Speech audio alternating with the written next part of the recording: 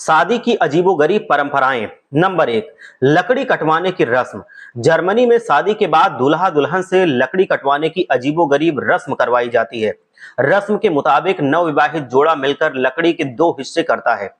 इस रस्म से दोनों के रिश्ते की मजबूती मापी जाती है। इसके अलावा यहाँ शादी के बाद दूल्हा दुल्हन और मेहमानों को मिलकर चीनी मिट्टी के बर्तन भी तोड़ने पड़ते हैं, जिसके बाद अगले दिन नवविवाहित जोड़ी के साथ मिलकर सफाई करनी पड़ती है। ऐसा माहौल को मस्ती भरा और खुशनुमा बनाने के लिए किया जाता है।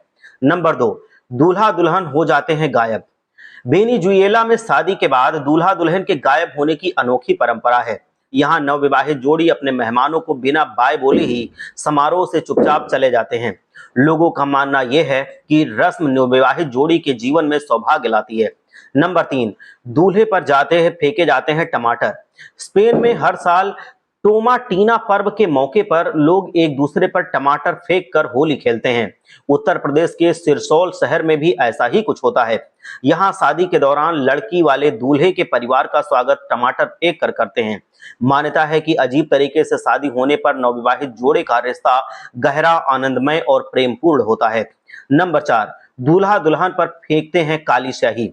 स्कॉटलैंड में शादी से पहले दूल्हा दुल्हन को ब्लैकिंग नाम की एक रस्म निभानी पड़ती है, जिसमें दूल्हा और दुल्हन पर अंडा, काली शाही, सड़ा खाना, आटा और कचरा जैसी चीजें फेंकी जाती हैं। इस रस्म से यह संदेश दिया जाता है कि शादी सिर्फ एक खूबसूरत एहसास ही नहीं है, बल्कि उसमें कई तरह की मुश्किलें भी आती हैं। नंबर पांच, दुल्हन संग डांस करने के लिए देने होते हैं पैसे। क्यूबा में डांस करने वाले हर व्यक्ति को उसकी ड्रेस पर पैसे चिपकाने होते हैं। ये रस्म जोड़े की शादी और हनीमून के लिए पैसे इकट्ठा करने में मदद करने के लिहाज से की जाती है। नंबर छह, बोर्नियो में होने वाली शादी में लड़का और लड़की को कहीं भी जाने की इजाजत नहीं होती है, यहाँ तक कि वह बाथरूम भी नहीं जा सकते। ये वास्तव में मधुर और रोमांटिक लग सकता है। इस परंपरा के पीछे वहाँ के लोगों का मानना यह है कि इससे उनका विवाह बंधन बहुत मजबूत हो जाता है। नंबर सात, जापानी दुल्हन शादी के दिन शिंटो समारोह मनाती है, जहां वह सिर से पैर तक सफेद कपड़े पहनती है।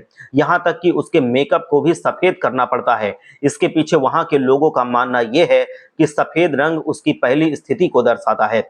नंबर आठ, फ्रांस में दुल्हन और दूल्हे को उनकी शादी के रिसेप्शन के बाद चॉकलेट और शैंपेन खाने दिया जाता है। ऐसा माना जाता है कि यह रस्म उनकी शादी की रात से पहले उन्हें मजबूत बनाती है और उनके जीवन में रोमांस भर देती है। ये दुनिया में ऐसी रस्में हैं जो शादी के बाद निभाई जाती हैं रिश्ते को मजबूत करने के लिए। आपको इन रस्मों में से कौन सी रस्म सबसे ज्यादा अप्रत्याशित लगी है, मतलब सबसे ज्यादा आश्चर्यचकित करने वाली लगी है, हमें जरूर बताइए।